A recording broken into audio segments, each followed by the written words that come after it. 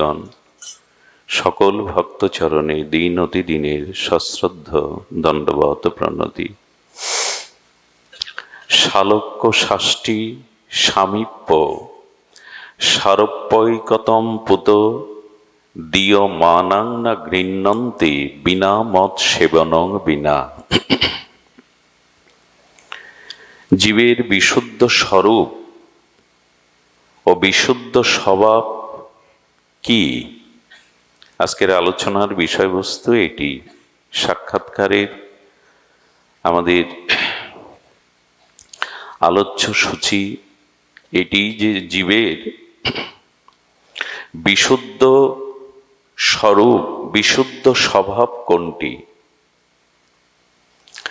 তদুত্তরে নিখিল শাস্ত্র তার প্রতিপাদ্য বিষয় অভিহিত করতে গিয়ে বললেন, জীবের স্বরূপ পরমাত্মা স্বরূপ ভগবান, আর জীবের স্বভাব একমাত্র সেবা।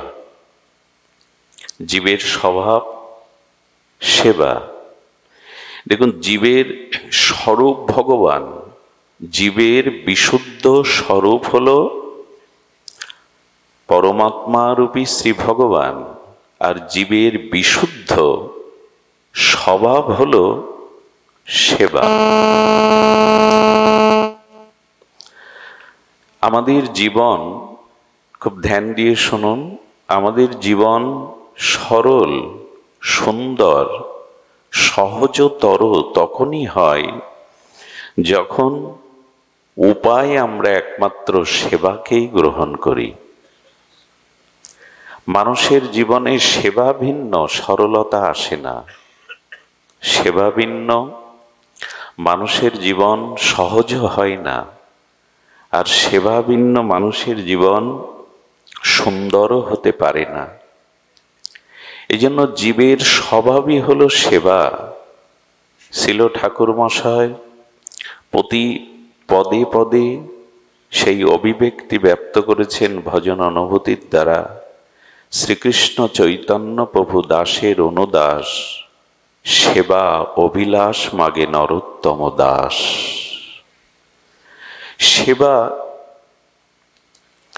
অভিলাষ এটি আমাদের বিশুদ্ধ জীবের স্বভাব। ভুলে গেছি, সেবা নিতে বড় ভালোবাসি, সেবা দেওয়ার মতো ভাবনা আজও তৈরি হয়নি মাদিস জীবের। সেবা ছাড়া সহজ হওয়া যাবে না, সেবা ছাড়া সুন্দর সহজ হওয়াও যাবে না। দেখুন, এই সেবা প্রাপ্তির আগে কৃপা চাই। সেবাটা মনে চাইলেই, অভিলাষ করলেই সেবা হবে না। সেবা পাওয়ার জন্য কৃপা চাই। কৃপা তিন প্রকার। একটি হলো শ্রী গুরু কৃপা, ইষ্ট কৃপা, আত্মকৃপা। খুব ধ্যান দিয়ে শুনতে হবে। প্রত্যেকের জীবনের ভক্তি জীবন, আরাধনার জীবন, উপাসনার জীবন, ভজন জীবন শুরু হয় শ্রী গুরু কৃপা অবলম্বনে। শ্রী গুরু চরণাশ্রয় ব্যতীত ভজন রাজ্যের দ্বার উন্মুক্ত হয় না।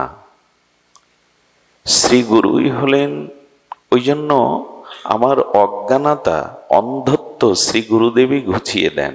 অন্ধ কেন বলছি? আমার তো চোখ আছে, দৃষ্টিশক্তি আছে। অন্ধ কেন বলছি জানেন? ভগবত তত্ত্ব জানি না, ভগবানের সেবা বোধ নাই, ভেতরের আত্মিক চেতনা নাই। যিনি আমাকে কৃপা সঞ্চিত করে অনাদিকালের অবিদ্যা অন্ধকার দূর করে বিশুদ্ধ জ্ঞান সঞ্চার করে হাতে ধরে কৃপা করে ভজন রাজ্যে পৌঁছে দিলেন, ভগবানকে জানালেন স্বরূপত এবং যুগল সেবায় নিয়োজিত করলেন। এই জন্য গুরুকে বলা হয়, তিনি অজ্ঞান তিমির দূর করে আমার জ্ঞান চক্ষুকে উন্মিলন করেছেন। গুরুদেব ছাড়া আমরা ভজন জানতে পারি না। উপাসনা, উপাস্য তত্ত্ব, সেব্য তত্ত্ব শ্রী গুরুদেবে জানিয়ে দেয়। এই জন্য শিষ্যের একান্ত প্রার্থনা, অজ্ঞান ত্রিমিরাং দর্শ জ্ঞানাঞ্জন জ্বালিয়ে দাও, জ্ঞানের আলো দাও। তুমি তো চেনালে যুগল সেবা, তুমি তো জানালে ধাম তত্ত্ব, তুমি তো জানালে বৈষ্ণব তত্ত্ব, তুমি তো জানালে ভক্ত ভগবানের সেবা। এটি জানতাম না, জানিয়ে দেন শ্রী গুরুদেব। প্রথমে শ্রী গুরু কৃপা। শ্রী গুরু কৃপা হলেই তবে ইষ্ট কৃপা হয়, শ্রী ভগবানের কৃপা হয়। গুরু কৃপা ব্যতীত ভগবত কৃপা লভ্য নয়। আর এই দুটি কৃপা নির্ভর করছে, আহা, হৃদয়ে যেন আমাদের কথাটা স্পর্শ করে। শ্রী গুরু কৃপা, ইষ্ট কৃপা নির্ভর করে আত্মকৃপার উপরে। সব থেকে তত্ত্ব কথা হলো, নিজের প্রতি যদি নিজে আপনি কৃপা না করেন, তো গুরু কৃপা, ইষ্ট কৃপা সফল হতে বিলম্বিত হয়। নিজের প্রতি যদি নিজে কৃপা না করেন, যাকে সাধু ভাষায় আত্মকৃপা বলা হয়েছে, নিজের প্রতি নিজের কৃপা মানে শ্রী গুরুদেব আমাকে আত্মজ্ঞান ভজন তত্ত্ব দান করলেন, আর ভগবানও আমার প্রতি কৃপাশীল, কারণ আমি তার অংশ, তিনি অংশী। তিনি আমার দিকে করুণার দৃষ্টিতে তাকিয়ে আছেন, কবে আমি তার চরণে গিয়ে তার হব। এই জন্য ইষ্ট কৃপা, গুরু কৃপা প্রতিফলিত হতে, বাস্তবায়িত হতে বিলম্বিত হয় যদি নিজেকেই নিজে কৃপা না করেন, আত্মকৃপা না করেন, অর্থাৎ এইগুলিকে শ্রদ্ধা বিশ্বাসের সহিত গ্রহণ না করেন। শ্রী গুরু পেলেন, ভগবানের উপাসনা পেলেন, কিন্তু গ্রহণ করলেন না, শ্রদ্ধা এবং বিশ্বাসের সহিত তাকে গ্রহণ করলেন না, নিজেকে নিজে কৃপা করলেন না। ওই কৃপা দুটো বিলম্ব হয়ে যাবে। এই জন্য শ্রী গুরু কৃপা, ইষ্ট কৃপা এবং আত্মকৃপা, এই তিনটি কৃপার দ্বারাই কেবল আমাদের সেবা আসবে। তবে হ্যাঁ, এই তিন কৃপার দ্বারা সেবা আসবে, সেখানেও বলা হয়েছে যে এই আত্মকৃপার উপরে নির্ভর করছে গুরু কৃপা, ইষ্ট কৃপা। কিন্তু আত্মকৃপা কি করে আসবে? মানে নিজের প্রতি নিজের কৃপা, এই পরমার্থিক পরম ভজন ধন, এগুলি আমি জীবনে অটুট বিশ্বাস, অটুট শ্রদ্ধার সহিত, অনুরাগের সহিত নিজ জীবনে, স্বীয় জীবনে গ্রহণ করব, আচরণ করব। এই আত্মকৃপা আবার তিনটের অপেক্ষা রাখে। আত্মকৃপা আসতে গেলে তিনটি অপেক্ষা রাখে। সেই অপেক্ষা হলো সৎসঙ্গ, সেবার সমীরণ। কি কি বললাম? আত্মকৃপাটাও আপনার আসবে না, নিজের প্রতি নিজের করুণাটা আসবে না যদি তিনটে জিনিস সংযুক্ত না হয় আপনার জীবনে। সৎসঙ্গ, সেবা আর স্মরণ। খুব ধ্যান দিয়ে শুনুন, আমরা পথ পেয়ে যাব। এটাই দিগদর্শন করেছেন নিখিল শাস্ত্র। সেটি হলো সৎসঙ্গ ব্যতীত আত্মকৃপা হয় না। আর আত্মকৃপা না হলে, আত্মকৃপা পাওয়ার জন্য সৎসঙ্গ, সেবা, স্মরণ, এই তিনটি না হলে আবার প্রকৃত সেবা ভাব আসবে না। একটার সাথে একটা সংযুক্ত। আমার অংশী দেহের সাথে যেমন চক্ষু, কর্ণ, হাতটা যুক্ত কিনা, তদুপরি একটার প্রতি আরেকটি অপেক্ষা আছে। এমনি এমনি হবে না। ধর্ম হলো বিজ্ঞান, চরম বিজ্ঞান। আবেগে হই হুল্লোড়ে কিছু হবে না। সেবা ভাবনাটা কখন জাগরিত হবে? আত্মকৃপা রাখে। তার প্রথমে হলো সৎসঙ্গ। সৎসঙ্গ, সেবা এবং স্মরণ না হলে আমাদের জীবনে সেবা আসবে না। আচ্ছা, সেবা তিনটে জিনিস দিয়ে হয়। খুব মার্মিক কথা, কৃপা করুন। সেবা তিনটি উপাচার দিয়ে, তিনটি তত্ত্ব দিয়ে সেবা হয়।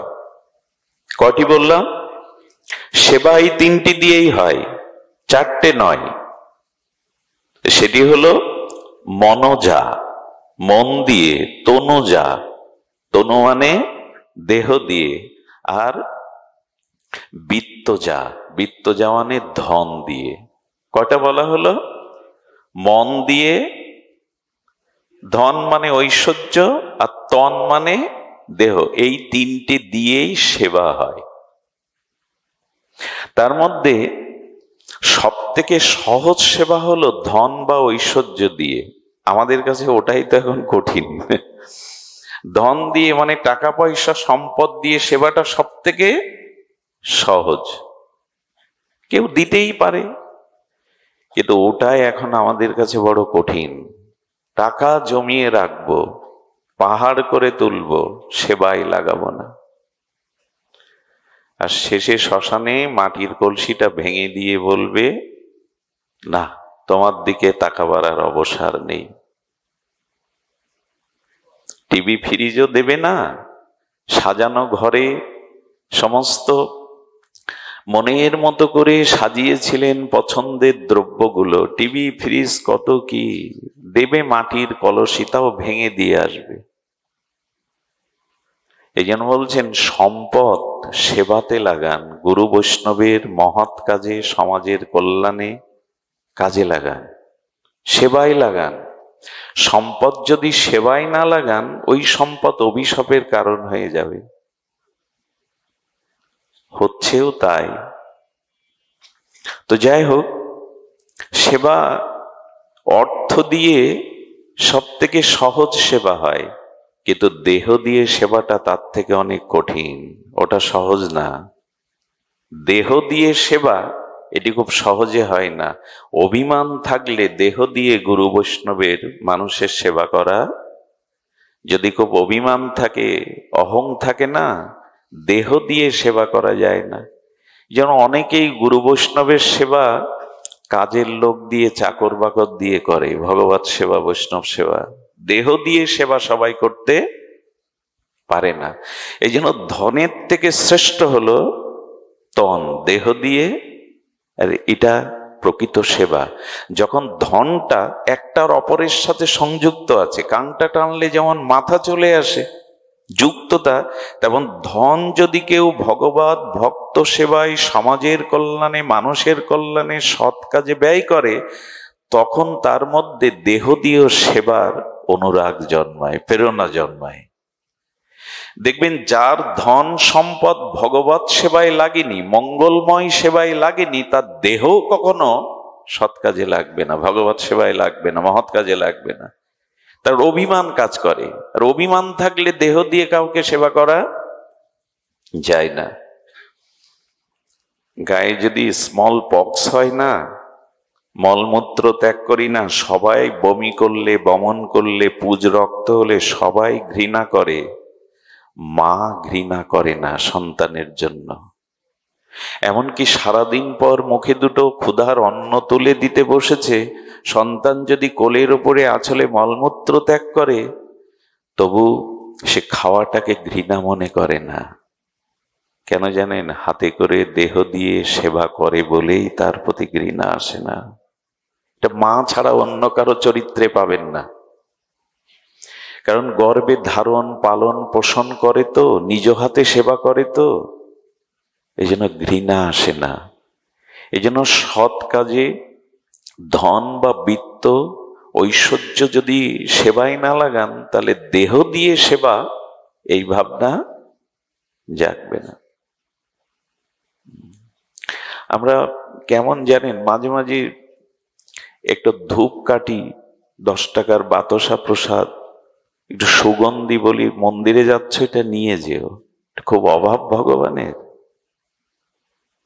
বিশ্ব ব্রহ্মাণ্ডের কর্তম অকর্তম অন্যথা কর্তম সর্বদা কর্তম, ভগবানের খুব অভাব। এই জন্য দেহ দিয়ে সেবার ভাবনা করুন। দেহ দিয়ে সেবা না করলে অনুরাগ জন্মায় না। আর তনু সেবার থেকে, দেহ সেবার থেকে শ্রেষ্ঠ হলো মনসেবা, মানস সেবা। এটা শ্রেষ্ঠ। দেখুন, অর্থ সবার নাও থাকতে পারে, দেহ দিয়ে সেবা করার সামর্থ্য সবার, কিন্তু এই একটি জায়গা আছে যেটা সবার পক্ষে সম্ভব, মন দিয়ে সেবা করা, মানস সেবা করা। এটি সকলের পক্ষে সম্ভব, ধনী নির্ধনী, মূর্খ পণ্ডিত, জ্ঞানী অজ্ঞানী, সবার পক্ষে মন দিয়ে সেবা করা সম্ভব। আর সেবা প্রকৃষ্টতা, সেবার শ্রেষ্ঠতা হলো মানস সেবা, মনে সেবা। তবে এজন্য এই দুটি সিঁড়িকে অতিক্রম করতে হবে, বৃত্ত সেবা আর তনু দেহ দিয়ে সেবা, তারপরে মানস সেবাটা আসবে। মানস সেবা খুব সুগভীর। এই জন্য একটু নিবেদন করি, সবসময় সময় না পেলে অন্তত মনটা দিয়ে একটু ভগবানকে স্মরণ মনন করুন, ভগবানের সেবা করুন। একজন বলছেন, আমার অশৌচ বাবা, কি করব? বললো, অন্যদি দিয়ে করাও, না করলে মনে মনে সেবা করো, মনে মনে ঠাকুর ঘরে চলে যাও, মনে মনে তিলক নাও, মনে মনে রাধা মাধবের অভিষেক করো, ফুল চন্দন চর্চিত করো, সে তো বাধা নেই। মনের সেবাটা খুব বলিষ্ঠ হয়। মনের একটা ধর্ম কি জানেন? আপনি যদি কাউকে মনে মনে স্মরণ করেন, কোনো অনুরাগ দিয়ে তার কাছে তার মনে কিছু নিজের মনসংবেদ্য ভাবনা পৌঁছে দিতে যান, তবে আপনার মনের ভাবনাটা যার জন্য ভাবছেন, মনোধর্ম তার কাছে পৌঁছে দেয়। ওখানে তার লাগে না, টেলিফোন লাগে না, পৌঁছে দেয়। মনের একটা সহজ স্বাভাবিক ধর্ম হলো, আপনি যার কথা মনে ভাবছেন, বার্তাটা তার কাছে পৌঁছে যায়। একটা দৃষ্টান্ত মনে হয় সকলের জন্য প্রযোজ্য। এই প্রযুক্তির উৎকর্ষ উন্নতির পূর্বে বহু দূরের বিপদের সংবাদটা মা বুঝতে পারত। সন্তানের কোনো বিপদ হলে না, মা বুঝতে পারত। ওই মনের সাথে কোথায় এমন একটা সংযোগ আছে। আর মনোধর্ম তেমন, কাউকে মনে মনে ভাববেন, সে আপনার মনোভাবনাটা পৌঁছে যাবে তার কাছে। এটা মনের ধর্ম। তো এই জন্য বলছেন যে দেখুন, সেবাটা তাহলে কি দিয়ে হলো? বৃত্ত দিয়ে, অর্থাৎ সম্পদ দিয়ে, দেহ দিয়ে আর মন দিয়ে। তার মধ্যে সর্বশ্রেষ্ঠ হলো মানস সেবা। হ্যাঁ, এই মানস সেবাটা মহাপ্রভু আমাদের দিতে এসেছিলেন। বৃন্দাবনের প্রেম মন্দিরের, নিকুঞ্জ মন্দিরের রাধা মাধবের নিত্য লীলায় রাধারানীর কিঙ্করী স্বরূপে এই মানব সেবা, যদি সময় পাই আমরা পরে একটু স্পর্শ করব এটি। এই মানব সেবাই হলো সর্বশ্রেষ্ঠ উপায়। সেবা কথাটি কিন্তু ব্যাপক, সেবা কথাটি কিন্তু ব্যাপক। যেমন একটু ধ্যান দিন, আপনি মন্দিরে, গৃহ মন্দিরে ভগবানের সেবা করে বেরিয়ে এলেন, পরিবারের কোনো দাস দাসী বা পরিবারের অন্য সদস্যের প্রতি যদি বেরিয়ে এসে কটু কথা বলেন, তাকে আপনি মনে ব্যথা দিয়ে কথা বলেন, তাহলে বুঝতে হবে সেবা শব্দের অর্থ এখনো আপনি বোঝেননি। যারা শুধু মন্দিরে ভগবানকেই সেবা মনে করে আর ঘরের মধ্যে সাধুগুরু বৈষ্ণবকেই সেবা মনে করে, সেবাটা তারা সংক্ষিপ্ত করে ফেলেছে। সেবা এরকম সংকীর্ণ না। মহাপ্রভু এই জন্য বলেছেন, সবাইকে সম্মান দিও, তার মধ্যে ভগবানের স্বরূপ আছে। জীবে সম্মান দিবে, পূজাটা যেন ব্যাপক হয়। হ্যাঁ, আমরা যেন এরকম না করি, ভগবান অবতীর্ণ হয়েছেন, একজন শুনেছেন, ভগবান অবতীর্ণ হয়েছেন, দৌড়াচ্ছেন, সব কাজ ফেলে ভগবত দর্শনের জন্য দৌড়াচ্ছে। পথে যেতে এক জন্মন্ধ পথ পাড়ি দিতে পারছে না, সাহায্যের হাত বাড়িয়ে দিয়ে আকুতি জানাচ্ছে, একটু পথ পার করে দাও। ভাবছে অন্ধকে পার করতে তো সময় লাগবে, এই সময় পেরিয়ে গেলে যদি অবতীর্ণ ভগবান অন্তর্ধান হয়ে যান, আর তো দেখতে পাবো না, আমি না হলে কেউ পার করবে, ছুটে যাচ্ছে। কারো ঘরে আগুন লেগেছে, দাও দাও করা লেলিহান আগুন নেভানোর জন্য আকুতি জানাচ্ছে। বলে আরে ভগবানের পথে, ভগবত দর্শনের পথে এত প্রতিবন্ধকতা? আরে আমি গেলেই যে আগুন নিভবে এমন নয়, অন্যরা আছে, আমি ছুটে যাই। এসব উপেক্ষা করে যেখানে ভগবান অবতীর্ণ হয়েছেন সেখানে গিয়ে কি দেখলো জানেন?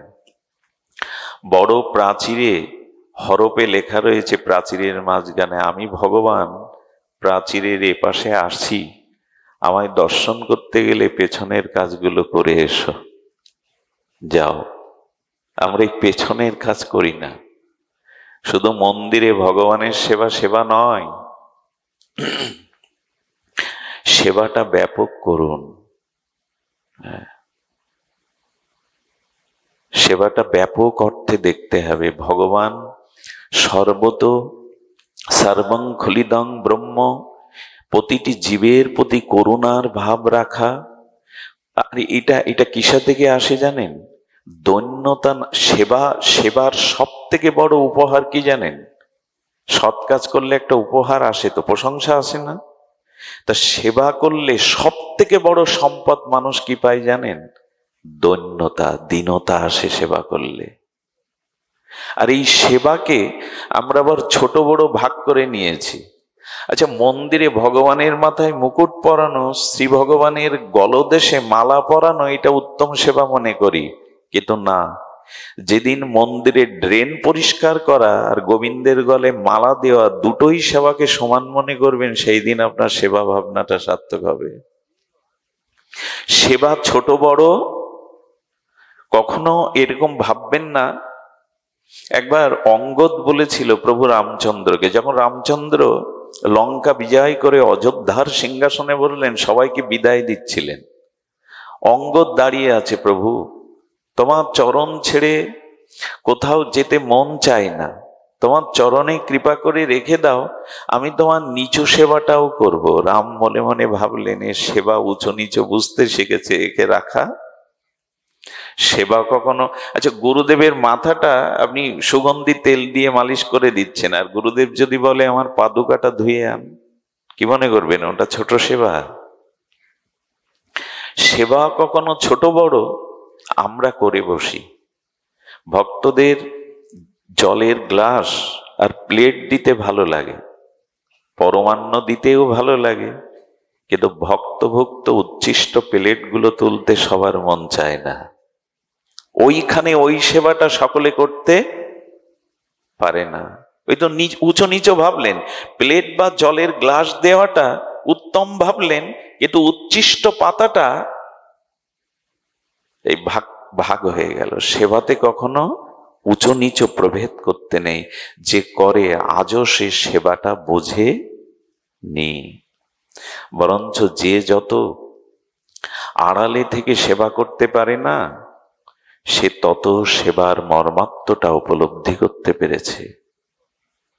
যে যত গুরুদেব আসলো, তাকে ফুল চন্দন মালা দিয়ে তার হাত ধরে এগিয়ে নেওয়ার থেকে দেখতে হয় গুরু আশ্রমে উৎসব হচ্ছে, ড্রেনগুলো বাথরুমগুলোর কি অবস্থা, ভক্তরা আসবে যাতে কষ্ট। শ্রীধাম বৃন্দাবনে এক মহাত্মার কথা শুনেছিলাম, সকাল হতো আর কি করতো জানেন? আহা, সিদ্ধ মহাত্মা, ভজনানন্দী মহাত্মা, তিনি প্রভাতে উঠেই মালা তিলক নিয়ে মন্ত্র স্মরণ করে একটা ঝাড়ু নিতেন। এই ঝাড়ু নিয়ে বৃন্দাবনের পথে যেখানে একটু ময়লা আবর্জনা আছে না, পশু পাখির মলমূত্র আছে, সাধুরা বিচারণ করে, ওইগুলো সারাদিন পরিষ্কার করতে। ওই ছিল তার সেবা। এ খুব বড় না হলে এই ভাবনা আসে না। হ্যাঁ, তো এই জন্য সেবা করলে সব থেকে বড় যে জিনিসটা প্রাপ্তির হয়, আপনার ভিতরে তখন ভেদাভেদ না এসে দৈন্য ভাব আসবে, দীনতা আসবে। সবাই আমার থেকে উত্তম, আমি সবার থেকে নিচু, সকলে আমার থেকে উত্তম, আমি সেবার যোগ্য নই, এই ভাবনাটা তখন আসবে। আর এই জন্য দেখুন, ধর্মের মূল মন্ত্রই হলো, ধর্মের মূল বিষয় বস্তু হলো সেবা। সেবা ছাড়া ধর্ম হয় না, সেবা ছাড়া ভজনও হয় না। আমরা সেবা নিতে শিখেছি, সকলে সেবা দিতে শিখেনি। জীবনে এইখানেই বড় ভুল হয়ে গেল। মর্মান্তিক ভুল হলো আমাদের স্বভাব সেবা নিয়ে এসেছিলাম। হ্যাঁ, চন্দ্র, সূর্য, নক্ষত্র, বায়ু, নদ, নদী সকলেই জগৎকে সেবা করছে, বাদ পড়লাম শুধু আমি। পৃথিবী সমস্ত বস্তুই দেখবেন সেবার জন্য, ফুল থেকে নক্ষত্র, চন্দ্র থেকে সূর্য, পবন থেকে অগ্নি, সব তো সেবা করে চলেছে। সেবা ভাবনা শুধু আমার জাগলো না। এই জন্য দেখুন, সেবার দ্বারা দৈন্যতা আসে, আর সেবার দ্বারা তিনটি জিনিসের আপনার জীবনে সার্থকতা আসে। সেটা হলো শারীরিক, মানসিক এবং আধ্যাত্মিক উন্নতি একমাত্র সেবার উপরেই নির্ভর করে। কতগুলো মনে হয় বারবার শুনতে হবে, বারবার হৃদয়ে লিখে নিতে হবে। আত্মিক উন্নতি, আধ্যাত্মিক উন্নতি বা শারীরিক, মানসিক, দেখবেন অন্যকে সেবা করে দেখবেন আপনার মনের কতটা প্রশান্তি আসে, অভিমান কতটা দূর হয়, একটা তৃপ্তিবোধ আসে। আচ্ছা, ঘরে যে 5 জনের জন্য রান্না হয়েছে, হঠাৎ করে 5 জন অতিথি এলো, ওই নিজেদের 5 জনের বস্তুগুলো যদি অতিথি 5 জনকে দিয়ে ক্ষুধা নিবৃত্তি করতে পারেন, দেখবেন ওই ঘরের মধ্যে স্বর্গসুখ এসে খেলছে, ঘরের মধ্যেই স্বর্গসুখটা এসে গেছে। ওই নিজেদের 5 জনের আহারটা অতিথি 5 জনকে দিয়ে দেবেন, দেখবেন আনন্দ হিল্লোল বইবে আপনার ওই 4 দেয়ালের মধ্যে। এই জন্য মানসিক শান্তি মানুষ এখন পায় না কেন জানেন? সেবা করে না বলে, সেবা জানে না বলে। আত্মিক, হ্যাঁ, এখন কিন্তু সেবা হচ্ছে। এই যে হরিকথা সেবা শ্রী গুরুদেব করিয়ে নিচ্ছেন, আর আপনারাও হরিকথাকেই সেবা করছেন। শ্রবণ না করলে তো হরিকথা প্রকাশ হতো না। এখন দেখবেন আমাদের ভিতরে স্বাভাবিক দৈন্য আছে, মানসিক শান্তি আছে, সেবা হচ্ছে তো এখানে। সেবাই মানসিক শান্তির উপায়, সেবাই আত্মিক উন্নতির উপায়, এছাড়া অন্য কোনো উপায় নেই। এই জন্য ঠাকুর মশাইয়ের বাণীতে বারবার ওই সেবা ভাব, বারবার ওই সেবা ভাব দেখবেন। সেবা চাই শ্রীকৃষ্ণ চৈতন্য প্রভু দাসের অনুদাস, সেবা অভিলাষ। আচ্ছা, সেবা মাংছেন না, সেবা অভিলাষ মাংছে কেন? ধ্যান দিয়েছেন কথাটা? আমি সেবা করছি, সেবা করবো এরকম না, সেবার অভিলাষ প্রার্থনা করছেন যাতে সেবা করতে।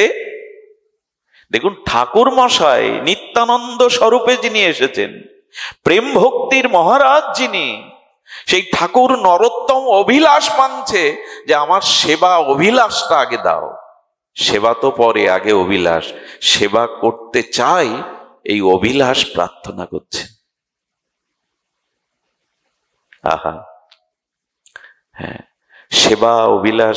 সেবা অভিলাষ কি বলবো, মহাপ্রভুর চরিত্রে আমরা দেখতে পাই। চৈতন্য চরিতামৃতে কবিরাজ কৃষ্ণ গোস্বামীর অনবদ্য স্বর্ণফলকে লেখা এই স্মৃতি, এই লীলা। একদিন একটা খর্বকায় মাতাজি, খর্বকায় মানে বেটে, খর্বকায় মাতাজি জগন্নাথের আরতি দর্শনের তার বড় পিপাসা, উৎকণ্ঠা, লালসা, তীব্র লালসা নিয়ে জগন্নাথের আরতি শুভ সূচনা হয়েছে। ঘণ্টধ্বনি, শঙ্করধ্বনি, দিব্যধ্বনিতে শ্রী জগন্নাথের আরতি দেখবার জন্য ব্যাকুল হয়ে এসে দেখে মানব প্রাচীর, সবাই আরতি দেখছে। মানব প্রাচীরের মধ্যে ওই খর্বকায় মাতাজি আরতি দর্শনের কোনো সুযোগ পাচ্ছে না, চারিদিকে মানব প্রাচীর। উনি এত ব্যাকুল, গরুর স্তম্ভের ধারে দাঁড়িয়ে শ্রীকৃষ্ণ চৈতন্য মহাপ্রভু আরতি দেখতেন জগন্নাথের। রাধা বিরহিনী মাথুর বিরহে জগন্নাথের মধ্যেই তার শ্যামসুন্দরকে দেখতেন। আর আরতি দর্শনে তার বিরহ কাতরা রাধারানীর ভাব দশাতে যখন তার শ্যামসুন্দরকে দেখতেন, তখন এত ভাবে বিভোর হয়ে যেতেন মহাপ্রভুর বাইরের আবেশ থাকতো না। সেই আরতি দর্শন করতে করতেই খর্বকায় মাতাজি দেখলেন ওইখানে একজন দাঁড়িয়ে আছে ফাঁকা। কি বলবো আপনাদের, দৌড়ে এসে একটা পা প্রাচীরের উপরে আর একটা পা মহাপ্রভুর কাঁধে দিয়েছেন। ভাবা যায়? কাঁধে দিয়ে যখন আরতি দর্শন করছেন, পেছনে মহাপ্রভুর অঙ্গ সেবক, একান্ত চরণ সেবক গোবিন্দ দাস বললেন, আরে জন্ম জন্মান্তরে তোকে নরকে পচে মরতে হবে। আরে মহাপ্রভু কোনো প্রকৃতির মুখ দর্শন করে না। সন্ন্যাস নেওয়ার পরে তিনি বিষ্ণুপ্রিয়ার মুখও দেখেননি। সেই মহাপ্রভুর অঙ্গে পা দিয়েছে এই রমণীটি, এর কি গতি হবে? ক্ষুব্ধ হয়ে, ক্রোধান্বিত হয়ে যখন ওকে টেনে হিস্টে নামাতে যাবে, মহাপ্রভু হাত দিয়ে ইশারায় নিষেধ করলেন, কে নামিও না। মহাপ্রভু অনুভূতিতে দেখলেন জগন্নাথের আরতি দর্শনে তন্ময় হয়ে গেছে।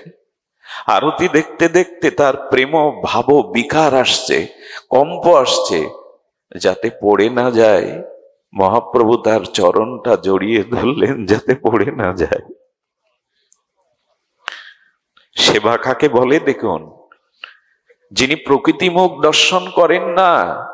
শ্রীকৃষ্ণ চৈতন্য তার কাঁধে পা দিয়েছে যাতে পড়ে না যায়। উনি সেবককে নিষেধ করে ধরে রেখেছেন। এই তো মহাপ্রভু, যারা ভগবানকে ভালোবাসে তাদের পতন হতে দেয় না ভগবান। নমে ভক্ত প্রণশ্যতি, তাদের ধরে রাখে।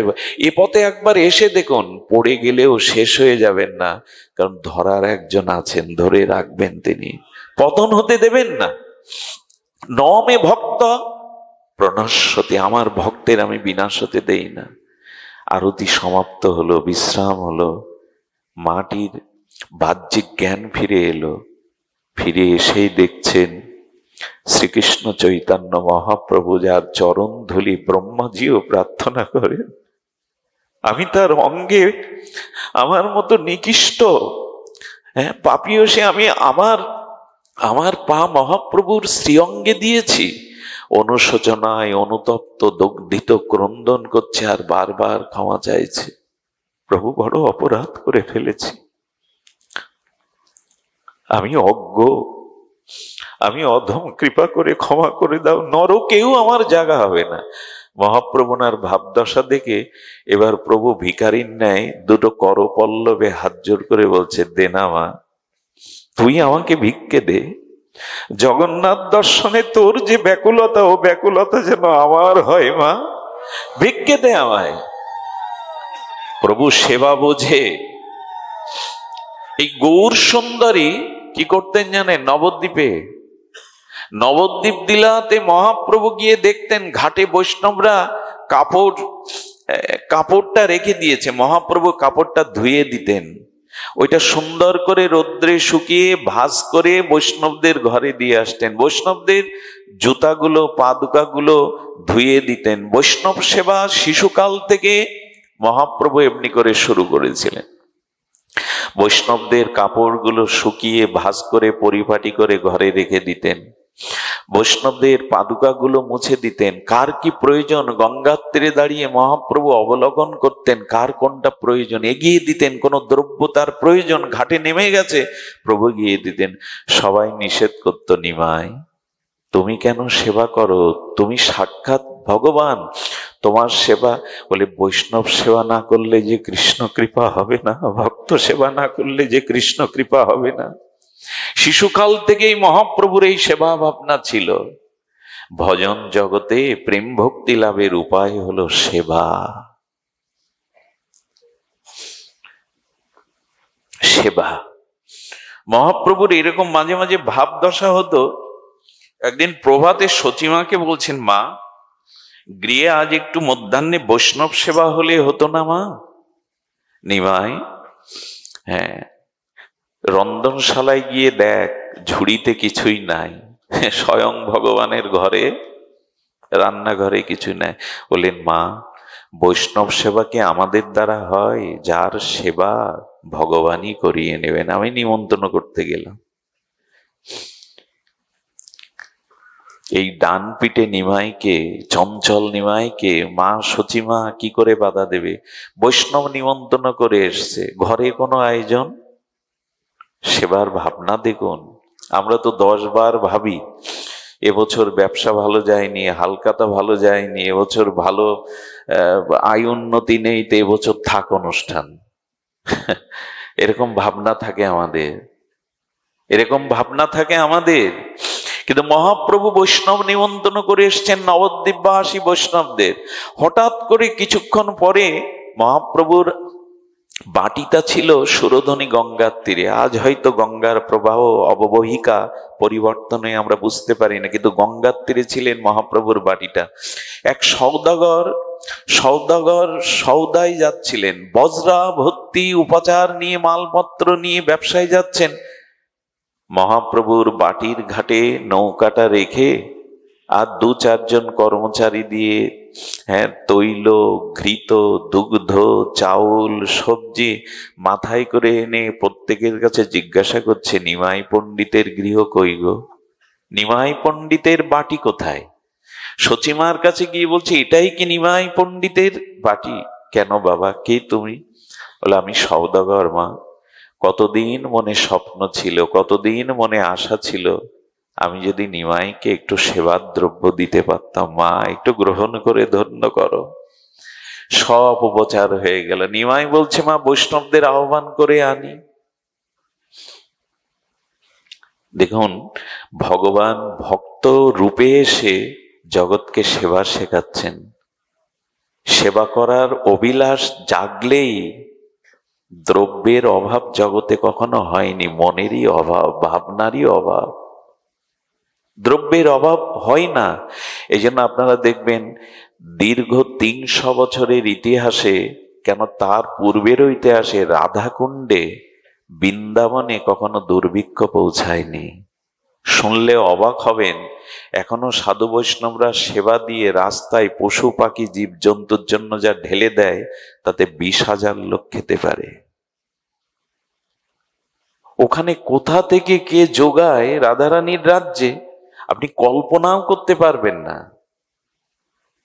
সেবার অভিলাষটা জাগান, ভাবনাটা জাগান। দ্রব্যের মালিক তো তিনি, তিনি ব্যবস্থা করে দেন। মহাপ্রভুর এই, আচ্ছা, একদিন শ্রীবাসের অঙ্গনে মহাপ্রভু আর এক লীলা করে বসলেন।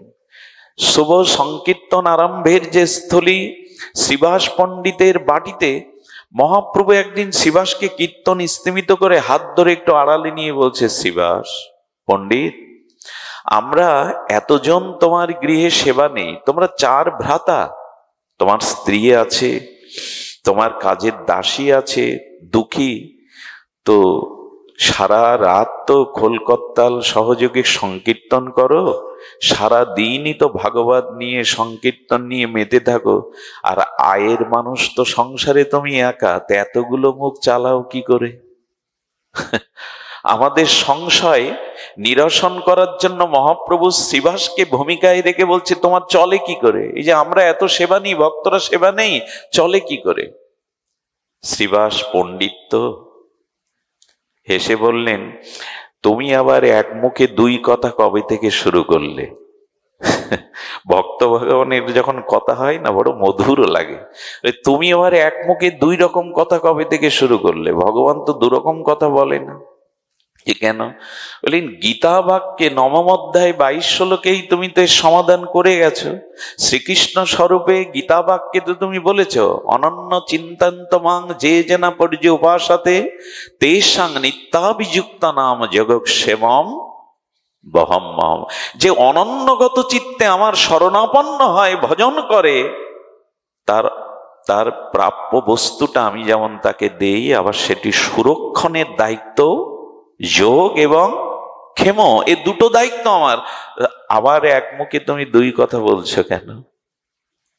ভক্ত পণ্ডিত শ্রীবাস নারদের আবেশ অবতার, বললেন, তো এক মুখে 2 কথা হলো না তো? অনন্যভাবে তোমার স্মরণ করলে তুমিই তো যোগক্ষেম বহন করো, এখন আবার বলছো চলো কি করে? বলে, শ্রীবাস তা তো বলেছি, কিন্তু তুমি যদি শ্রীমুখে বলতে চলে কি করে? তা বলে, এসো দেখো কি অদ্ভুত ঘটনা শুনুন। শ্রীবাস ঘরের কোণে এক গাছি দড়ি আর একটা মৃত্তিকার খালি কলস দেখিয়ে বলছে উত্তর হলো ওই। দড়ি কলসে কি উত্তর শ্রীবাস?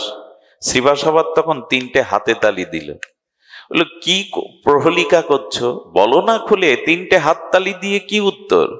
বলে শোনো প্রভু, এ জীবন যৌবন ইহকাল পরকাল তোমার চরণে সঁপে দিয়েছি, তুমি ছাড়া অন্য কিছু জানি না, তাই প্রতিজ্ঞা করেছি তোমার নাম নিয়ে তোমার চরণে আত্মসমর্পণ করেই এ জীবন যৌবন অর্পিত করেছি। যেদিন দেখবো, 3টে হাততালি মানে কি জানেন, একদিন দেখবো তোমার সেবার ভক্ত সেবার দ্রব্য জোগাড় হয় কিনা, 2 দিন দেখবো, 3 দিন দেখবো, 3 দিন পরে যদি ভক্ত ভগবানের সেবার দ্রব্য জোগাড় না করতে পারি, ওই দড়ি কলসি কিনে রেখেছি, গঙ্গায় ডুব দিয়ে মরবে, এ মুখ আর তোমাকেও দেখাবো না, জগৎকেও দেখাবো না।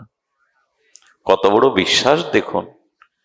মহাপ্রভু এটা শুনে পরমানন্দে নাচতে লাগলেন আর বললেন, শ্রীবাস আমি তোমাকে বর দিলাম, স্বয়ং অন্নপূর্ণা লক্ষ্মী দেবীও যদি ভিক্ষার ঝুলি নিয়ে নগরে কখনো ঘোরে, তোমার পরিবারে অন্ন কষ্ট আর কোনোদিনই হবে না শ্রীবাস, তোমার পরিবারে অন্ন কষ্ট হবে না। দিলে ফোরায় না, দিলে বাড়ে। এটা আমরা জানি না যে দিলে বাড়ে, দিলে ফোরায় না। কুয়োর জল দেখেছেন, যত তুলবেন, এখন তো কুয়োর প্রচলন নেই। পুরনো দিনে জলের একমাত্র উপায় ছিল পাত কুয়া, কুয়া, যত তুলবেন নিচে থেকে। আচ্ছা 2 বছর জল তোলা বন্ধ করুন, বন্ধ হয়ে যাবে। দিলে না, নষ্ট হয় না। এই জন্য সেবা ভাবনাটা না আসলে শারীরিক মানসিক আধ্যাত্মিক উন্নতি আমাদের হবেই না। ধর্মের প্রাণ, আধ্যাত্মিকতার প্রাণ হলো এই সেবা। তো সেবা না করলে আমাদের মানসিক শান্তি কোনোদিনই আসবে না। এই জন্য নিবেদন করলাম, আমরা প্রথমেই বলেছিলাম জীবের বিশুদ্ধ স্বভাব হলো এই সেবা। এই সেবা ভাবনা, দেখুন সেবা করলেই সে শ্রেষ্ঠ হয়। শুনুন তাহলে সেই ঘটনা, অদ্ভুত ঘটনা। আপনাদের মনে পড়ে একবার দেবশ্রীপাদ নারদ তিনি গিয়েছিলেন বৈকুণ্ঠে। শ্রীমান নারায়ণের সামনে একটা পুস্তক দেখলেন। কি দেখলেন? ঘুমাচ্ছেন না তো? অনেকের চোখে ঘুম আসছে, ঘুমায়েন না। অপরাধ অবশ্য আমার, আমি অনেক বিলম্বে আসি, বিষয় রাজ্যের মানুষ তো বিলম্ব হয়ে যায়, একটু ধ্যান দিন। কেউ ঘুমালে খুব কষ্ট হয়। হ্যাঁ, হরিকথাতে ঘুমাতে নেই। বলছেন একটা শ্রীমান নারায়ণের সামনে একটা পুস্তক দেখে বলছেন, প্রভু এটা কি গ্রন্থ, আপনিও কি গ্রন্থ পড়েন? ভগবান তখন নারদজিকে বলছেন, তুমিই দেখে নাও। পৃষ্ঠা উল্টে দেখছে। বললেন, প্রভু আপনি একটু বলুন কি গ্রন্থ? বলল, যারা আমার ভজন করে সেই ভজনের মধ্যে অন্যতম শ্রেষ্ঠ ভক্তদের তালিকা এটা। তার মানে যারা ভগবান ভজন করে, ভগবান তাদের একটা তালিকা করেছে, অনন্যভাবে ভজন করে। নারদ মনে মনে ভাবছে, আমার নামটাও তো থাকতে হবে। নারদ দেখে প্রথম নাম্বারেই ওনার নাম, দেবশ্রীপাদের নারদের নামটা প্রথমে। মনে মনে প্রশান্তি পেলেন, একটু প্রশস্তি পেলেন। অনেক নাম উল্টে পাল্টে দেখে, ওখানে হনুমানের নাম। আচ্ছা, সেবার মধ্যে অন্যতম শ্রেষ্ঠ দাস্য ভক্তির পরকাষ্ঠা তো হনুমানজি, ওনার নাম নাই। ভগবানকে কিছু বললেন না, হনুমানজির সামনে এসেছে নারায়ণ নারায়ণ, ওনার যে স্বভাব। আর হনুমানও মেতে আছে, জয় সিয়ারাম, জয় রঘুপতি রাঘব রাজা রাম গাইছেন। হনুমানজি, আমি বৈকুণ্ঠ থেকে এলাম, ওখানে ভগবান একটা গ্রন্থ দেখেন, সেই গ্রন্থে যারা তার সেবা করে ভক্ত তাদের লিস্ট। কিন্তু আচ্ছা বলুন তো আপনার নামটা কেন নেই? হনুমান বুদ্ধি সত্তম, ভগবান শঙ্করের অবতার। উনি বলছেন, আমি তো খাতায় বা ইতিহাসে নাম লেখানোর জন্য প্রভুর সেবা করি না।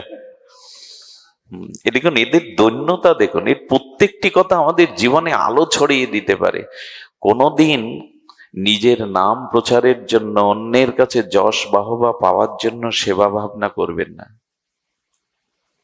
হনুমান বলছে, ইতিহাসে খাতার পৃষ্ঠায় নাম লেখানোর জন্য তো আপনারা চিন্তা করতে পারেন আমাদের গোস্বামী কয়জন?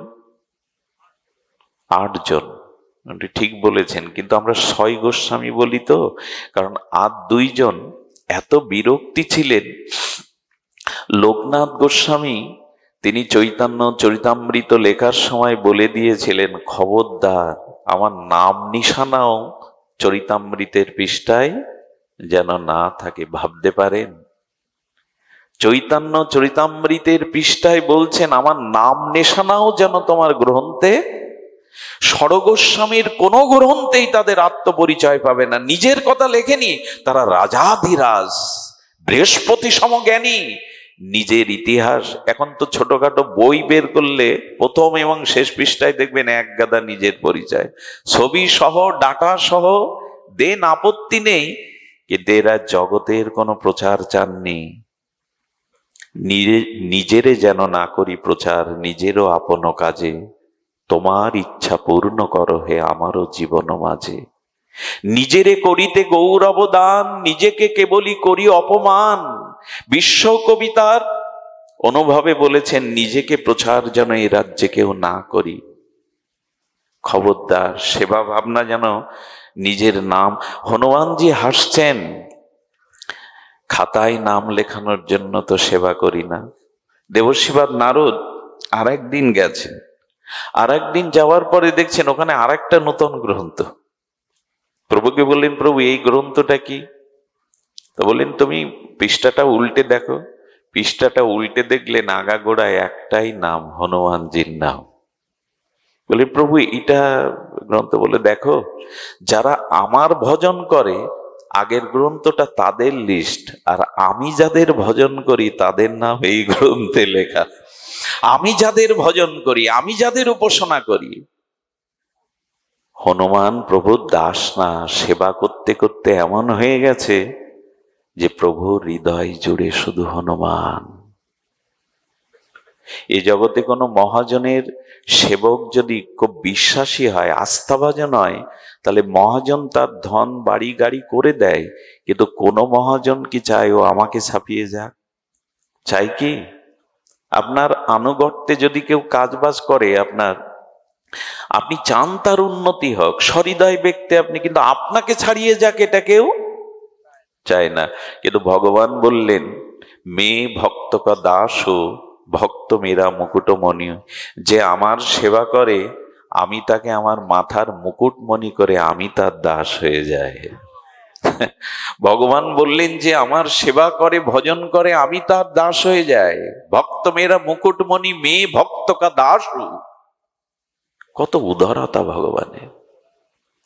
হনুমানের দিকে রামচন্দ্র সরাসরি তাকাতে পারতেন না। মা সীতা একদিন প্রশ্ন করেছিলেন, আচ্ছা হনুমান আপনার কি হয় প্রভু? বলে, হনুমান আমার পুত্র, লক্ষণের থেকেও প্রিয়। পুত্রের দিকে বুঝি পিতা তাকায় না? আপনি বারবার হনুমানের দিকে দৃষ্টি দিতে গিয়ে আমার দিকে দৃষ্টি দেন, আমি মাঝে মাঝে লজ্জায় পড়ে যাই। সকলের সামনে কেন তাকান না? সীতামাকে রাতে নিশীতে প্রভু কনক ভবনে শয্যায় গিয়ে বলেছিলেন, সীতা, হনুমান আমার জীবনের সব। তোমাকে উদ্ধার করার পেছনে, সুগ্রীবকে মিতা রূপে পাওয়ার পিছনে, বিভীষণকে মিত্র রূপে পাওয়ার পিছনে দেখো হনুমানই সুগ্রীবকে আমার চরণে এনেছিল। সেই সুগ্রীব এখন কিষ্কিন্ধার রাজা। বিভীষণকেও আমার চরণে এনেছিল হনুমান, সে এখন লঙ্কার অধিপতি। সবাই আমার কৃপা আশীর্বাদে সকলেই সবকিছু নিয়েছে, কিন্তু হনুমান কোনো রাজ্য কোনো পদ চাইনি, সারা জীবন আমার চরণ সেবা চেয়েছে। কোনদিন মুখ ফুটে সে আমার কাছে কিছুই চাইনি, আমার চরণ সেবা ছাড়া আর চরণে পড়ে থাকা ছাড়া কিছুই চাইনি। হনুমানকে আমি অনেক কিছু দিতে চেয়েছি, দিতে পারিনি। বলি, এর সাথে সম্পর্ক কি যে হনুমানের দিকে তুমি দৃষ্টি দিতে পারো না? কি বললেন জানেন? আহা, রামচন্দ্র বললেন, ভক্ত যদি শুধু আমার সেবা আমার সুখবিধানের জন্য জীবন উৎসর্গ করে, নিজে যদি ওই যে দিয় মানাং না গৃহ্ণন্তে বিনা মত সেবনং, তারা শাস্তি সারূপ্য সামীপ্য শালুক্য কিছুই চায় না। আমার মতো রূপ, আমার লোক বৈকুণ্ঠ, আমার মতো শক্তি, আমার মতো স্বরূপ সবকিছু দিতে গেলেও চায় না। তো জানো, যার কাছ থেকে শুধু সেবা নেওয়া হয়, যাকে সেবা না করা হয়, তার কাছে ঋণী হয়ে যেতে হয়। আর ঋণী ব্যক্তি মহাজনের চোখে চোখে চোখ দিয়ে তাকাতে পারে না। যে ঋণগ্রস্ত ব্যক্তি, যার কাছে সে ঋণ নিয়েছে, সেই মহাজনের চোখে চোখ দিয়ে সে কথা বলতে সাহস পায় না। হনুমানের কাছে আমি ঋণী, তাই তার চোখের দিকে তাকাতেও আমি পারি না। সেবা ভগবানকে এতটা বিমোহিত করে দেয়। এই জন্য আসুন আজ এখান থেকে একটা সংকল্প নেই, সেবার সংকল্প।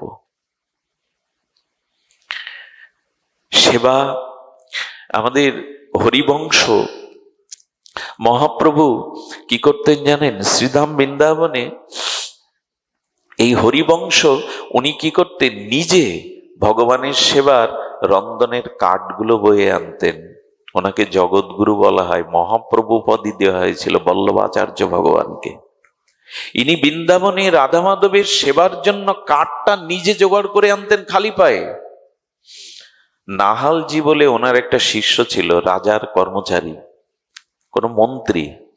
ওনার শিষ্য এসে দেখছেন স্বয়ং গুরুদেব রন্ধনের কাঠ জোগাড় করতে গিয়ে খালি পায়ে কাটা ফুটে যাচ্ছে, মাথায় করে ঘাম ঝরিয়ে কাঠ আনছেন। এই দৃশ্য দেখে বললেন, গুরুদেব এই কাজ কেন আপনি করবেন? কিছু টাকা অর্থ সংযোগ দিয়ে আমি আপনার একজন সেবককে রাখি, সে বন থেকে কাঠ জোগাড় করে দেবে। শুনুন, এদিকে ধ্যান দিন। যেই এই কথাটা বলেছেন, সঙ্গে সঙ্গে হরিবংশ এই প্রভুর শ্রীবদনটা মলিন হয়ে গেছে, চোখে জল এসে গেছে, আর বললেন, ওরে ওরে এটা সেবা নয়, এটা ভক্তি, এটা সাধারণ কাজ নয়। বন থেকে কাঠ এনে রাধা মাধবের জন্য এটা ভক্তির সেবা, এটা আনন্দের সেবা। তবে হ্যাঁ, তুমি যখন এরূপ সেবাকেও, এরূপ ভক্তিকেও আর নিচু করে দেখেছ, আমি যেন তোমার মুখ আর কখনো দর্শন না করি, চলে যাও। কতটা ব্যথা পেয়েছেন, চলে যাও। 7 দিন জল অন্ন ত্যাগ করেছিলেন এই নেহালজি। গুরুদেবকে আঘাত দিয়ে বসলাম, বুঝতে পারিনি, নিজে হাতে সেবা। আচ্ছা, উনি তো গুরুদেবকে এই কথা বলেছিলেন গুরুদেবের কষ্ট দেখে, তাই না? গুরুদেবের কষ্টের জন্য, কষ্ট প্রশমিত করার জন্যই বলেছিলেন। দোষ কিন্তু ওনার নয়, কিন্তু ওনারা সেবাতে এত ব্যাকুল, এটা বলাতে উনি কষ্ট পেয়ে গেছেন। সঙ্গে সঙ্গে কি করলেন জানেন? রাধারানী নিজে স্বপ্নেতে হরিবংশ মহাপ্রভুকে বললেন, ও অবুঝ, ও তোমার সুখের কথা ভেবে এ কথা বলেছিল, ওকে ক্ষমা করে দাও, ও কষ্ট পাচ্ছে, জলান্ন ত্যাগ করে দিয়েছে। এই হলো আমাদের রাজ্যের ভজন অনুভূতি, এই হলো আমাদের রাজ্যের ভজন অনুভূতি। তো আমি আপনাদের বলেছিলাম সেবা ভাবটা আসবে কি দিয়ে? স্মরণে কিন্তু নাই।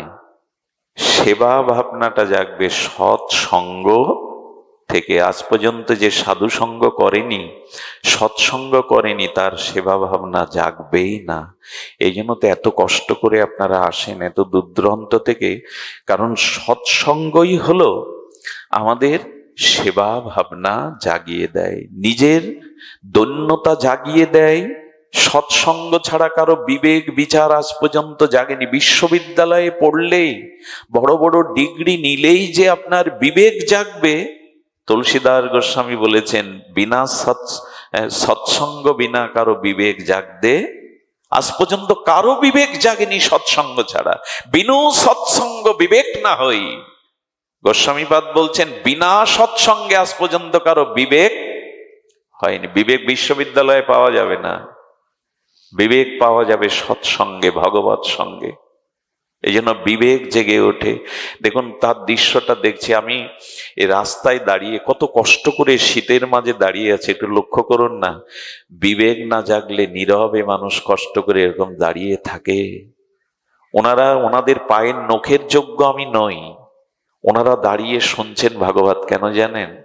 কেন? এই জন্য বিবেক জেগে উঠে যে মনুষ্য জীবনে একমাত্র উচিত হলো সাধু সঙ্গ, হরি কথা, ভজন ছাড়া তো এই জীবনের সফলতা নয়। এই দুর্লভ মনুষ্য জন্মের সফলতা একমাত্র সাধু সঙ্গে। তবে সাধু সঙ্গ করেই কি ফল হয়? সাধু সঙ্গ করলে বিবেক জাগবে, বিচার জাগবে। তবে আমার জাগে না কেন জানেন?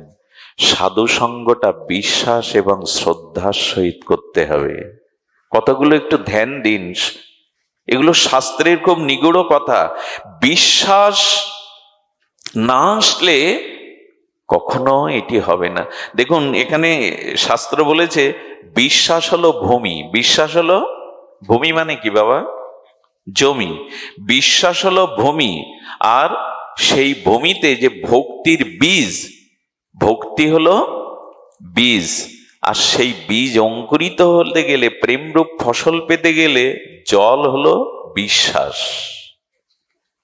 হ্যাঁ, কি বলা হলো? ভক্তির বীজ, বিশ্বাস হলো ভূমি, শ্রদ্ধা হলো জল, আর নির্বিকার নিরপেক্ষতা হলো ওই ফসল রক্ষা করার বেড়া। পক্ষপাতিত্ব করবেন না। হ্যাঁ, আমার মত শ্রেষ্ঠ, আমি শ্রেষ্ঠ, পক্ষপাতিত্ব করবেন না। নিরপেক্ষ তত্ত্বই হলো বেড়া, নালে ফসল নষ্ট হয়ে যাবে, বীজ নষ্ট হয়ে যাবে। এই জন্য বিশ্বাস ভূমিতে, শ্রদ্ধারূপ জলে ভক্তি বীজ অঙ্কুরিত হলে নিরপেক্ষ নিরহংকারের বেড়া দিন, তাহলে আর ভক্তি প্রেম ফসল নষ্ট হবে না। এই জন্য শ্রোতারা সৎসঙ্গ করে, অনেকেই সৎসঙ্গ করে, কিন্তু বিশ্বাস না জাগালে, শ্রদ্ধা না এলে সৎসঙ্গের ফসল ঘরে তোলা। এই জন্য দয়া করে এই যে শব্দ ব্রহ্ম, এতে বিশ্বাস আনুন। আমি আজকে আস্তে আস্তে একটা কথা মনে করছিলাম আজ আপনাদের কাছে নিজের দায় স্বীকার করব, নিজের অপরাধের ক্ষমা চেয়ে নেব। তবে ক্ষমা হবে না, আমি যে অপরাধ করি তাতে ক্ষমা হবে না। দেখুন, এক শ্রীগুরুর চরণাশ্রিত ব্যক্তি প্রবৃত্তির পথ থেকে নিবৃত্তির পথে আসতে পারেনি, মদ খেত, পরস্ত্রীর প্রতি আসক্তি ছিল। গুরুদেবের ওই গ্রামে আসলে সে লুকাতো, যাতে গুরুদেবের সামনে না যেতে হয়। কি জবাব দেব? ওনার স্ত্রী কাঁদতেন, শ্রী গুরুদেব ওকে ফিরিয়ে দিন, ওর বিবেক ফিরিয়ে দিন। আপনার চরণাশ্রয় করেও যদি এইভাবে বিপদগামী হয়, গুরুদেব যে জানে না তা নয়, উনি সকলের খবর রাখেন। একদিন হঠাৎ করেই ওই গৃহে চলে এসেছেন, সে জানতে পারেনি। যেই গুরুদেব এসেছেন, অবনত মস্তকে দাঁড়িয়ে বলেন, বাবা তোমার সাথে একটা কথা আছে, আমার সাথে একটু উপরে চলো। ছাদের উপরে গিয়ে বলছেন, কখনো তোমার কাছে কিছু চাইনি, আজ একটা জিনিস চাইবো, দেবে আমায়? ও তখন মনে মনে ভয় ধরে গেছে, চাইবে তো গুরুদেব, ওই মদ ছাড়ো, আসক্তি ছাড়ো, পাপের পথ ছাড়ো। বলেন, আপনার কি চাওয়া? গুরুদেব এমন কিছু চান যাতে দিতে পারি। বলে, হ্যাঁ রে, আমি যা চাইবো তা তুই দিতে পারবি, তোর সামর্থ্য আছে। তবে আজ আমাকে ছুঁয়ে কথা দিতে হবে, আমি যা চাইবো তাই দিবি। শ্রী গুরুদেব যদি এভাবে কাতর ভাবে কিছু বলে, ও ছুঁয়ে কথা দিয়েছে, যা চাইবো, আপনি যা চাইবেন তা দেব। কি করেছে জানেন? সত্য ঘটনা শুনুন। গুরুদেব নিজের গায়ের জামা খুলেছে, খোলার পরে ওর হাতে নিজের পাত থেকে জুতোটা খুলে ওর হাতে দিয়ে বলছেন, আমার পিঠে মার, আমার গায়ে মার। ওরে, তোর দোষ নয়, সন্তান বিপদগামী হলে সন্তানের না পিতার দোষ। আমি তোকে গড়তে পারিনি, আমি তোকে মানুষ করতে পারিনি, এ সাজাটা তো আমায় নিতে হবে, মার আমাকে। আমারও মনে হয়েছিল এতকাল এই মকসেদপুর ভাঙা অঞ্চলে আসছে, আমি কারো জীবনে কোনো কল্যাণে আসতে পারিনি। আপনাদের প্রসাদ ভোজি করার, হরিনাম নেওয়ার অনুরাগ, হাতে মালা নেওয়ার, জপ করার আমি কিছুই করতে পারিনি। এ দায়ভারটা আমার। আমাকে উচিত আপনাদের জুতো পেটা করা, আপনাদের পাদুকা দিয়ে আমাকে আঘাত করা। পারিনি, কিছুই পারিনি। এ ব্যর্থতা আমার। জানেন, এই যে ভাগবত, এই যে সৎসঙ্গ এসে যদি দেখি কেউ জীবনে ভজন পথে এসেছে, মানুষের মতো মানুষ হওয়ার চেষ্টা করছে, তখন বুকটা ভরে ওঠে, না এই চেষ্টা সার্থক হয়েছে। কেউ না কেউ তো এই পথে জেগেছে। আমি পারিনি, ব্যর্থতা আমার। কেউ যদি মালা তিলক নিয়ে শুদ্ধ হরিনাম পরায়ণ হয়, একটু ভগবানকে দিয়ে প্রসাদ পায়, তখন মনে হয় ভাগবত সার্থক হয়েছে, ভাগবত সার্থক হয়েছে। পারিনি এটা। এই জন্য সৎসঙ্গ বিশ্বাসের শ্রদ্ধার সহিত করতে হবে। এক একটি সৎসঙ্গের ভাগবত কথা মানুষের জীবন বদলে দিতে পারে। বেশি কথা প্রয়োজন হয় না। আমরা শ্রদ্ধা বিশ্বাস নিয়ে যদি সঙ্গ করতাম না, জেগে উঠতে পারতাম।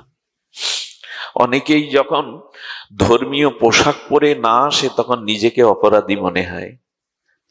আমাদের যখন সৎসঙ্গ হয়, ভাগবত অনুষ্ঠান হয়, তখন ভাগবতীয় সনাতন বৈদিক সভ্যতার যদি পোশাক পরি, প্রত্যেকের কপালে যদি তিলক থাকে, এগুলো দেখলে না, কারো ভজন জীবনে প্রগতি দেখলে, উন্নতি দেখলে, তখনই মনে হয় হরিকথা সাধুসঙ্গ সার্থক হলো। ক্ষমা করে দিয়েন, আমি বিষয়ী নর্দমার নরকের পোকা, আমার দ্বারা এটি সম্ভব না। তবে সৎসঙ্গের দ্বারা আমাদের প্রকৃত কল্যাণ হয়। তবে সেই বক্তার মুখেই হরিকথা শুনতে হয়, যিনি অর্থ সম্মানের কাঙাল নন, যিনি সদাচার সম্পন্ন, যার চিত্তে বিষয় লালসা নেই, যিনি ভজন কুশল, যিনি দৃষ্টান্তে কুশলী, যিনি বৈষ্ণব সদাচার সম্পন্ন। তেমনি শ্রোতাদের কিছু গুণ থাকতে হয়। হরিকথা শ্রবণ করে তখনই আপনার আত্মিক কল্যাণ হয়, ভক্তির প্রগতি হয়, সাধনার ক্রমোন্নতি হয়। কখন জানেন? তিনটে জিনিস দ্বারা। এটি বলেই আমি পাঠ বিশ্রাম রাখবো। একটি হলো রটনা, একটি হলো কীর্তন, আর একটি হলো স্মরণ। শ্রোতা তারাই যারা এই তিনটে জিনিস সৎসঙ্গ থেকে গ্রহণ করে। কি কি বলা হলো? রটন মানে জিহ্বাই রোটে, রটা মানে রোটে দেওয়া, জিহ্বাটা নাড়ানো। জিহ্বাটা নাড়ানো মানে, আমি গতদিন বলেছিলাম হরিকথা শুনে মনন করতে হয়।